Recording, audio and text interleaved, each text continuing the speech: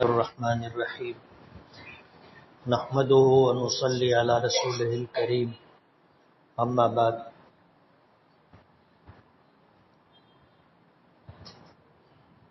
بزرگان محترم اور عزیز دوستو، اللہ کے نبی صلی اللہ علیہ وسلم کا ارشاد مبارک ہے، الکیس من دان نفسہ وعمل لما بعد الموت، کہ سمجھدار شخص وہ ہے جو اپنی حیثیت کو جانے، پہچانے اور یاد رکھے اور مرنے کے بعد والی زندگی کے لیے عمل کرتا رہے۔ ہم میں سے ہر شخص کو اس بات کا یقین ہے کہ مرنا ہے، موت برحق ہے۔ میں نے یہ بات اس سے پہلے بھی کہی کہ جو لوگ کسی کو اپنا رب، اپنا خدا اور معبود نہیں مانتے، کسی مذہب اور کسی دھرم کو نہیں اپناتے اور کائنات میں جو حقیقت ہے اس کے ماننے سے انکار کرتے، ایسے لوگ بھی موت کو یقینی طور پر جانتے ہیں اور سمجھتے ہیں کہ ہمیں بھی مرنا ہے۔ یعنی جو ندھرمی ہوتے ہیں، ناستک ہوتے ہیں، ایسے لوگ بھی موت سے انکار نہیں کرتے۔ یہ اللہ رب العالمین کا بنایا ہوا وہ نظام ہے جو اس دنیا میں جاری و ساری ہے۔ کل من علیہا فان ویبقى وجہ ربک ذو الجلال والاکرام، کہ کائنات میں جتنی مخلوقات ہیں سب پر فنا طاری ہوگی، سب پر فنا طاری ہوگی، اور باقی رہنے والی ذات صرف اور صرف اللہ رب العالمین کی ذات ہے۔ ایک وقت آئے گا جس دنیا میں ہم اور آپ ہیں یہ دنیا بھی ختم ہو جائے گی، جس کو قیامت کا دن کہا جاتا ہے۔ تو کوئی بھی نہیں رہے گا، کچھ بھی نہیں رہے گا، سب پر فنا طاری ہوگی۔ تو جو لوگ کسی دھرم، کسی مذہب کو نہیں مانتے، کسی کی ربوبیت، الوہیت، وحدانیت کو نہیں مانتے، وہ بھی موت کو مانتے ہیں۔ موت ایک ایسی حقیقت ہے، فنا ہونا ایک ایسا ضابطہ ہے جس سے کسی کو انکار نہیں، کسی کو بھی انکار نہیں۔ خوش نصیب ہے وہ طبقہ جنہوں نے نبی کریم صلی اللہ علیہ وسلم کو دیکھا اور ایمان قبول کیا، جنہیں ہم صحابہ کرام رضوان اللہ تعالی علیہ مجمعین کہتے۔ روئے زمین پر انبیاء کرام علیہم الصلاۃ والسلام کے بعد سب سے زیادہ فضیلت والا اور اللہ کے نزدیک سب سے زیادہ بلند درجہ رکھنے والا صحابہ کرام رضوان اللہ تعالی علیہ مجمعین کا طبقہ ہے۔ اہل سنت والجماعت کا یہ عقیدہ ہے کہ ہم جیسے کروڑوں اربوں لوگ مل کر کے اس شخص کے مقام و مرتبے تک نہیں پہنچ سکتے جس سے اللہ پاک نے ولایت عطا کی۔ اللہ نے جس کو اپنی محبت، اپنا قرب عطا کیا ہو اور ولایت کے مقام سے سرفراز کیا ہو، ہم جیسے کروڑوں اربوں لوگ مل کر کے ان کے مقام و مرتبے تک نہیں پہنچ سکتے، ان کی ہمسری و برابری نہیں کر سکتے۔ اللہ نے جس کو اپنا ولی، اپنا دوست بنا لیا، اللہ تعالیٰ کی کامل مدد اس کے ساتھ ہوتی۔ اللہ پاک کا اعلان ہے، حدیث قدسی ہے، من آذانی ولیا فقد آذنتہ بالحرب، کہ جو میرے کسی ولی سے دشمنی مول لیتا ہے، اذیت اور تکلیف دیتا ہے، میرا اس کے خلاف اعلان جنگ ہے۔ یہ اللہ پاک کی طرف سے اعلان ہے۔ آپ کسی ولی کی ولایت کا اس سے اندازہ کر سکتے ہیں جس کے لیے اللہ پاک نے یہ بات فرمائی ہے کہ میرے ولی کو اگر کوئی اذیت و تکلیف دیتا ہے تو میرا اس کے خلاف اعلان جنگ ہے۔ ظاہر بات ہے اس کائنات میں جو کچھ ہے سب اللہ رب العالمین ملکیت. جو ہمیں دکھائی دیتا ہے وہ بھی اللہ کی حکم کا تابع ہے، اور جو ہمیں دکھائی نہیں دیتا اللہ تعالیٰ کا غیبی نظام وہ بھی اللہ کے حکم کے تابع.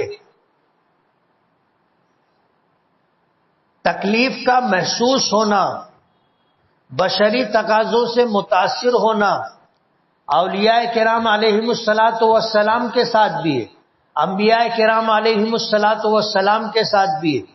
ان کو بھی سردی لگتی ہے، گرمی لگتی ہے، بارش سے وہ بھی بھیگتے ہیں. خوشی کا موقع آئے تو انہیں بھی خوشی ہوتی ہے، غم کا موقع آئے تو انہیں بھی غم ہوتا ہے. بیماریوں سے وہ بھی متاثر ہوتے، کوئی اس سے مستثنا نہیں ہے. کائنات کا یہ نظام ہے، کائنات کا یہ نظام ہے. نبی کریم صلی اللہ علیہ وسلم ایک مرتبہ اپنے دولت کدے پر تشریف لائے، اپنے حجرے میں گئے، حضرت عائشہ رضی اللہ تعالی عنہا کو دیکھا سر پر کپڑا باندھے ہوئی. پوچھا کہ عائشہ کیا ہوا؟ کہنے لگی واہ راسا مجھے سر میں بہت درد ہے. حضور پاک صلی اللہ علیہ وسلم نے فرمایا انا واراسا، کہ مجھے بھی سر میں درد ہے. اور پھر حضور نے فرمایا عجیب و غریب بات کہ عام لوگوں کو جو سر درد ہوتا ہے مجھے اس سے کئی گنا زیادہ سر درد ہوتا ہے. تو بشری تقاضوں سے انبیاء کرام بھی مستثنا نہیں، بیماریاں ان کو بھی لاحق ہوتی. اولیاء کرام بھی ان سارے بشری تقاضوں کے ساتھ چلتے ہیں. بھوک ان کو بھی لگتی ہے، پیاس ان کو بھی لگتی ہے، بشری تقاضے ان کے ساتھ لگے ہوئے. مگر عمل کر کے اللہ کا جو قرب انہیں نصیب ہوتا ہے، جس کی جزا کل آخرت میں اللہ پاک دیں گے، وہ کچھ اور ہی ہے. ہم جیسے لوگ ان کی ہمسری و برابری نہیں کر سکتے. اور یہ دنیا بھر کے اولیاء کرام مل کر کے ان کے اعمال، ان کے ایمان سب کو ملا کر کے یہ تمام اولیاء کرام، بزرگان دین، اکابرین ملت ایک صحابی کے مقام و مرتبے تک نہیں پہنچ سکتے. اللہ نے صحابہ کرام رضوان اللہ تعالی علیہ مجمعین کو وہ مقام عطا کیا. مسلم شریف کی روایت ہے کہ اللہ پاک نے جب روحوں کو پیدا کیا تو سب سے پہلے اپنے حبیب جناب رسول اللہ صلی اللہ علیہ وسلم کی روح مبارک کا انتخاب کیا اپنا محبوب بنانے کے لیے. اور یہ پوری کائنات اللہ نے آپ کے صدقے میں پیدا کی. کسی نے کہا ہے نا کہ محمد نہ ہوتے تو کچھ بھی نہ ہوتا. اور اس کے بعد ان روحوں میں سے ایسی روحوں کا انتخاب فرمایا جسے نبوت اور رسالت سے سرفراز کرنا تھا. یہ انبیاء کرام علیہم الصلاۃ والسلام کا انتخاب تھا. اور اس کے بعد اللہ پاک نے ہر نبی کی رفاقت کے لیے، ہر نبی کا ساتھ دینے کے لیے پھر ان روحوں میں سے انتخاب فرمایا جن کو صحابہ کرام کہتے. نبی کریم صلی اللہ علیہ وسلم سے پہلے جتنے انبیاء کرام علیہم الصلاۃ والسلام تشریف لائے، ان کے دست حق پرست پر ایمان قبول کرنے والے، ان کا ساتھ دینے والے، دکھ سکھ میں، مصیبت پریشانی میں ہر قدم پر ساتھ رہنے والے، ان کو حواریین کہا جاتا ہے، حواری. اور ایسے ہی لوگ نبی کریم صلی اللہ علیہ وسلم کے ساتھ رہے، انہیں صحابی کہا جاتا ہے. یہ ان تمام لوگوں کا انتخاب ہوا تھا. یہ اہل سنت والجماعت کا عقیدہ ہے. نبی کریم صلی اللہ علیہ وسلم نے قیامت تک آنے والی اپنی امت کو اس بات کی تاکید کی. فرمایا اللہ اللہ فی اصحابی لا تتخذوهم غرضا من بعدی فمن احبهم فبحبی احبهم ومن ابغضهم فببغضی ابغضهم. فرمایا میرے صحابہ کے معاملے میں اللہ سے ڈرنا، میرے صحابہ کے معاملے میں اللہ سے ڈرنا، میرے صحابہ کے بارے میں اللہ سے ڈرنا، 3 مرتبہ فرمایا. اور میرے بعد میرے صحابہ کو تنقید کا نشانہ مت بنانا، ان کے کسی عمل کو دیکھ کر انہیں برا بھلا مت کہنا. لا تتخذوہم غرضا من بعدی، میرے بعد میرے صحابہ میں سے کسی کو بھی تنقید کا نشانہ مت بنانا. کیوں؟ یہ انتخاب خداوندی ہے. ظاہر بات ہے اللہ ہر شخص کے ظاہر کو اور باطن کو جانتا ہے. ہر شخص کا ماضی بھی اللہ کے علم میں ہے، حال بھی اللہ کے علم میں ہے، اور مستقبل بھی اللہ کے علم میں. یہ انتخاب خداوندی ہے. جس طرح اللہ نے اپنے محبوب کی روح کو منتخب کیا، اور جس طرح سے انبیاء کرام اور ان کے بعد صحابہ کرام کی روحوں کا انتخاب عمل میں آیا، یہ اللہ پاک کا انتخاب ہے. اور اللہ ان کے بارے میں جانتا ہے کہ ان کا خاتمہ کیسے ہوگا. یہ اللہ کے محبوب لوگ ہیں، اللہ کے منتخب کردہ بندے ہیں. اللہ نے ان کو اپنے نبیوں کا ساتھ دینے کے لیے، رفاقت کے لیے چنا ہے. میرے بعد ان کو اپنی تنقید کا نشانہ مت بنانا. اور بہت عجیب و غریب بات یہ کہی، فمن احبہم فبحبی احبہم، ان سے وہی محبت کرے گا جس کو مجھ سے محبت ہوگی، اور ان سے وہی دشمنی رکھے گا جس کو مجھ سے دشمنی ہوگی. یہ ایک پیمانہ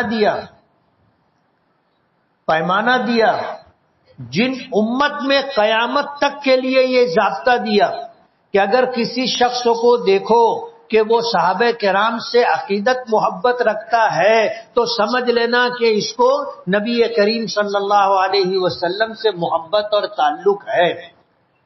اور اگر کسی کو دیکھو کہ وہ صحابہ کرام کو ٹارگٹ کر رہا ہے، صحابہ کرام کو برا بھلا بول رہا ہے، تو یہ سمجھ لینا کہ اس کو اللہ کے رسول سے بغض اور عداوت ہے، جس کی وجہ سے یہ آپ کے صحابہ سے بغض اور عداوت کا اظہار کر رہا ہے. یہ ضابطہ اور یہ پیمانہ دیا، فمن احبہم فبحبی احبہم ومن ابغضہم فببغضی ابغضہم. صحابہ کرام کے بارے میں ایسی باتیں آپ کے علم میں آ سکتی ہیں جن کو دیکھ کر آپ یہ کہیں کہ یہ برابر نہیں. تاریخ میں اس طرح کی چیزیں ملتی ہیں. جب اس طرح کا کوئی معاملہ سامنے آئے تو اپنی طرف سے ان کے بارے میں محبت کا اظہار ہونا چاہیے اور ان کا معاملہ اللہ کے سپرد کر دینا چاہیے کہ کیا اچھا ہے کیا برا ہے، یہ کل قیامت کے دن میدان محشر میں حساب و کتاب لینے والا دیکھے گا. ظاہر بات ہے آج اگر ہم ان کو برا بھلا بولیں یا سمجھیں تو اس سے ان کے مقام و مرتبے میں کوئی فرق نہیں پڑتا. اور اللہ نے ہم کو جج اور حاکم اور قاضی بنا کر کے نہیں بھیجا ہے کہ ہم سب کے بارے میں فیصلہ کرتے رہے. ہر ایک کا عمل اس کے ساتھ، مرے گا قبروں میں جائے گا، اس کے عمل کے حساب سے وہاں سے اس کے ساتھ برتاؤ اور سلوک شروع ہو جائے گا. اس سے ہمارا کوئی لینا دینا نہیں. میرے عمل کا میں ذمہ دار، اپنے ہر عمل کی جواب دہی مجھے کرنی ہے. میرے ساتھ میری قبر میں نہ ماں باپ آئیں گے، نہ بھائی بہن آئیں گے، نہ دوست احباب آئیں گے، کوئی نہیں آئے گا. مجھے اپنی قبر کا معاملہ خود حل کرنا ہے. اس لیے دوسروں کے بارے میں فکر کرنے سے بہتر یہ ہے کہ آدمی اپنے بارے میں فکر کرے، اپنے بارے میں سوچے کہ میرا کیا ہوگا، میرا کیا ہوگا. تو صحابہ کرام انبیاء کرام علیہم الصلاۃ والسلام کی رفاقت، ان کا ساتھ، ان کی مدد کے لیے اللہ نے ان کو چنا تھا، اور انہوں نے اپنی ذمہ داری پوری کی۔ اللہ کے رسول صلی اللہ علیہ وسلم کو اللہ نے نبی بنایا، آپ کے دست حق پرست پر جن کے حصے میں اللہ نے شرف صحابیت رکھا تھا وہ ایمان قبول کرتے رہے۔ صحابی اس شخص کو کہا جاتا ہے جس نے ایمان کی حالت میں نبی کریم صلی اللہ علیہ وسلم کو بنفس نفیس دیکھا ہو، یا ایک لمحے کے لیے ان کی مجلس میں شریک رہا ہو، یا آپ کی زبان مبارک سے نکلی ہوئی کوئی بات اس نے اپنے کانوں سے سنی۔ صحابہ کرام میں نابینا لوگ بھی تھے، جیسے حضرت عبداللہ ابن ام مکتوم رضی اللہ تعالی نابینا صحابی تھے۔ ظاہر بات ہے انہوں نے حضور کو دیکھا نہیں، آنکھیں نہیں تھی تو کیا دیکھتے، لیکن حضور کی مجلس میں شریک رہے، حضور کی باتوں کو اپنے کانوں سے سنا، وہ بھی صحابی، اور معمولی صحابی نہیں ہے، یہ وہ صحابی ہیں عبداللہ ابن ام مکتوم۔ جب حضور جہاد میں جاتے تھے اور ایسا کوئی شخص جو آپ کے نزدیک معتمد، معتبر اور منتظم ہو، ایسا کوئی پیچھے نہیں رہتا تھا تو عبداللہ ابن ام مکتوم کو اپنی جگہ ذمہ داری دے کر کے جاتے تھے کہ مدینے کے گورنر تم ہو، انتظام و انصرام تمہیں دیکھنا ہے، اور یہ معمولی بات نہیں ہے۔ جہاد میں آپ جا رہے ہیں اور تمام اجلہ صحابہ کرام، خلفائے راشدین کہو، عشرہ مبشرہ کہو، اصحاب بدریین کہو، اصحاب حدیبیہ کہو، اصحاب خندق کہو، ایسے صحابہ کرام جب مدینے میں رکنے کے لیے تیار نہیں ہوتے تھے کہ نہیں اللہ کے رسول ہم تو آپ کے ساتھ رہیں گے، زندگی ہے تو آپ کے ساتھ ہے، مرنا ہے تو آپ کے ساتھ ہے۔ اب جہاد میں عبداللہ ابن ام مکتوم تو نابینا ہونے کی وجہ سے نہیں جا سکتے تھے، حضور ان کو مدینے کی ذمہ داری دیتے تھے۔ حضور کو دیکھا نہیں تھا، آنکھیں نہیں تھی، لیکن حضور کی بات اپنے کانوں سے سنی تھی، حضور کی مجلس میں شریک رہے تھے، اس لیے صحابی اس کو کہتے ہیں جس نے حضور کو اپنی آنکھوں سے ایمان کی حالت میں دیکھا ہو، یا ایمان کی حالت میں آپ کی مجلس میں ایک لمحے کے لیے اس کی شرکت ہوئی ہو، یا حضور کی بات اپنے کانوں سے سنی ہو، وہ صحابی ہے۔ حضرت اویس قرنی رضی اللہ تعالی عنہ، حضرت اویس قرنی رضی اللہ تعالی عنہ حضور کے زمانے میں تھے، ایمان بھی قبول کر لیا تھا، صاحب ایمان تھے، مسلمان تھے، لیکن بوڑھی والدہ اور اس کی بیماری کی وجہ سے اپنے قبیلے سے چل کر مدینہ نہیں آ سکے، اور پوری زندگی میں کبھی کوئی ایسا موقع نہیں ملا کہ حضور کا ساتھ مل جائے، حضور کی مجلس میں شرکت ہو جائے، حضور کو اپنی آنکھوں سے دیکھ لے، حضور کی کوئی بات سن لے، ایسا موقع نہیں آیا۔ حضور سے بے پناہ محبت تھی۔ تاریخ میں آتا ہے کہ جب غزوہ احد کا معرکہ پیش آیا اور حضور کے دندان مبارک شہید ہوئے، کسی کافر نے پتھر چلایا جو آپ کے چہرے پر آ کر لگا تو آپ کے دندان مبارک دانت ٹوٹ گئے۔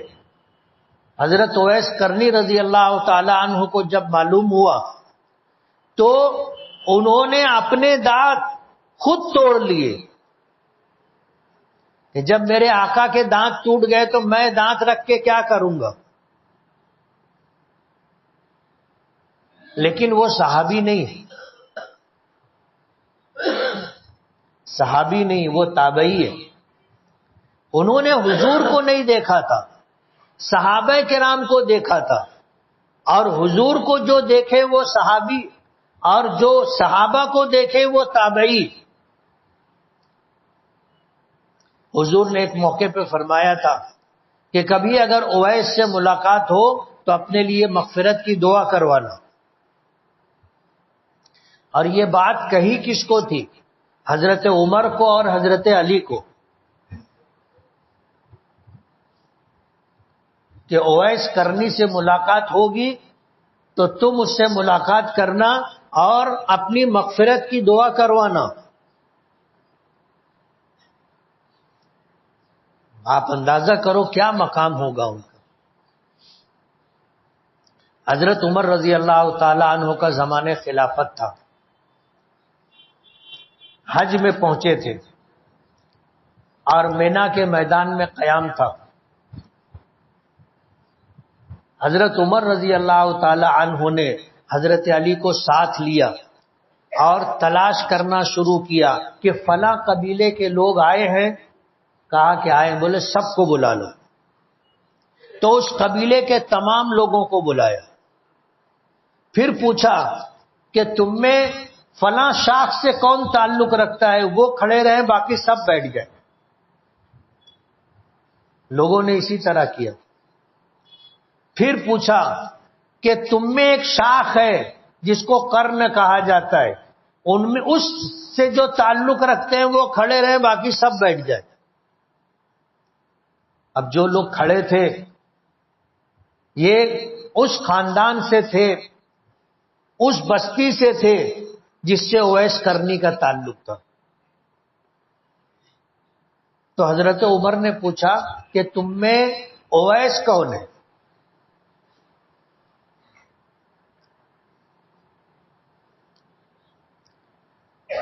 تو سبھی خاموش رہے، کسی نے جواب نہیں دیا۔ ایک شخص نے پوچھا کہ امیر المومنین، آپ کو اویس سے کیا کام ہے؟ کیوں پوچھ رہے ہیں؟ تو حضرت عمر نے جواب نہ دیتے ہوئے پوچھا کہ تم کون ہو؟ تو اس شخص نے کہا کہ میں اویس کا چچا ہوں، اویس میرا بھتیجا ہے۔ تو حضرت عمر نے پوچھا کہ اویس کہاں ہے؟ اویس کہاں ہے؟ تو انہوں نے جواب یہ دیا کہ وہ تو اونٹوں کو لے کر کے گئے ہیں چرانے کے لیے۔ پوچھا کدھر گئے؟ اونٹوں کو چرانے کے لیے گئے، کس سمت گئے؟ تو بتایا کہ وہ تو عرفات کی طرف گئے۔ کہا کہ حلیہ کیسا ہے؟ عمر کتنی ہے؟ جسم کیسا ہے؟ رنگ کیسا ہے؟ تو انہوں نے بتایا کہ دبلا پتلا جسم ہے، نکلتا ہوا قد ہے، رنگ کالا ہے۔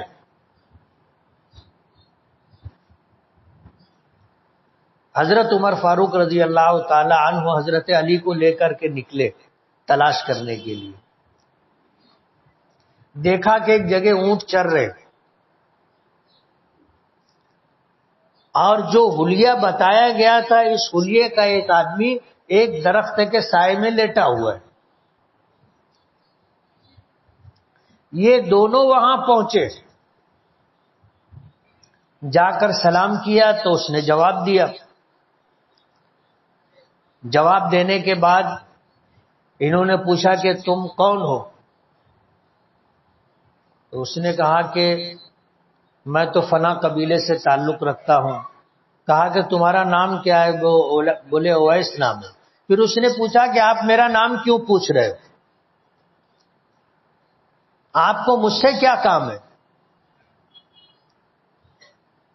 جب یہ تعین ہو گیا کہ یہی اویس کرنی ہے تو حضرت عمر اور حضرت علی ان دونوں صحابہ کرام نے کہا کہ آپ ہمارے لیے مغفرت کی دعا کریں، مغفرت کی دعا کریں۔ تو اس نے پوچھا کہ آپ کون ہو؟ تو حضرت علی نے بتایا کہ یہ مسلمانوں کے امیر حضرت عمر فاروق رضی اللہ تعالی عنہ۔ تو اس نے پوچھا، فوراً کھڑے ہو گئے وہ اور پوچھا کہ آپ کون ہیں؟ بولے میں علی ہوں۔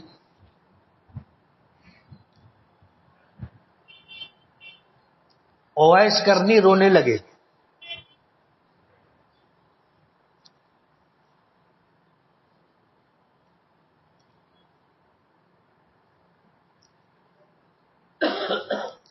ظاہر بات ہے